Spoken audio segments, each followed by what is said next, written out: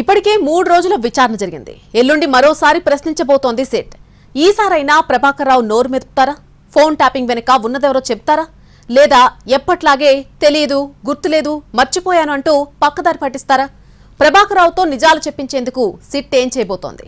Phone tapping case విచారణ కొనసాగుతూనే ఉంది. ప్రధాన నిందితుడు ఎస్ఐబి మాజీ చీఫ్ ప్రభాకర్ రావు అమెరికా నుంచి రాగానే ఈ కేసు మలుపు తిరుగుతుందని సిట్ అధికారులు భావించారు. కానీ ప్రభాకర్ రావు మాత్రం విచారణలో నోరు మెదపడం లేదు. ఇప్పటికే ఆయన్ను 3 రోజులు విచారణకు పిలిచి ప్రశ్నించారు. జూన్ 9న 8 గంటలు, జూన్ 11న 9 గంటల పాటు ప్రశ్నించారు. కానీ ఏ ప్రశ్న అడిగినా తెలియదు, గుర్తులేదు అంటూ సమాధానాలిచ్చాడట ప్రభాకర్ రావు. దీంతో ఈ కేసులో మరో నిందితుడు ప్రణీత్ రావును ఈ నెల 13న ప్రశ్నించారు. ప్రణీత్ రావు ఇచ్చిన స్టేట్మెంట్ ఆధారంగా జూన్ 14న ప్రభాకర్ రావును 9 గంటల పాటు ప్రశ్నించారు. మొత్తంగా 3 రోజుల పాటు 27 గంటల పాటు ప్రభాకర్ రావును క్వశ్చన్ చేశారు సిట్ అధికారులు. మంగళవారం మరోసారి విచారణకు పిలిచారు. ఎవరి ఆదేశాలతో ఫోన్ ట్యాపింగ్ చేశారు? హార్డ్ డిస్క్లను ధ్వంసం చేయడం వెనుక ఎవరున్నారు? రాజకీయ నాయకులతో పాటు ఇంకెవరి ఫోన్లు ట్యాప్ చేశారు అంటూ సిట్ అధికారులు పదే పదే ప్రశ్నిస్తున్నా ప్రభాకర్ రావు మాత్రం ఇప్పటివరకు సరైన సమాధానం ఇవ్వడం లేదట.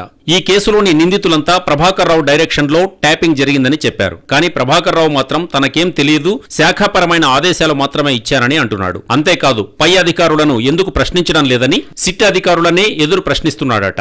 ఈసారి ప్రభాకర్ రావుతో ఎలాగైనా నిజాలు చెప్పించాలనే ప్రయత్నంలో ఉన్నారు సిట్ అధికారులు. ఇప్పటికే తన మొబైల్స్, ల్యాప్టాప్ సిట్కు ఇచ్చారు ప్రభాకర్. వాటిలో వివరాలు కూడా రాబడుతున్నారు దర్యాప్తు అధికారులు. 17న జరగబోయే విచారణలో ప్రభాకర్ రావు ముందు పక్కా సమాచారం పెట్టి ప్రశ్నించాలని సిట్ అధికారులు భావిస్తున్నట్టు సమాచారం.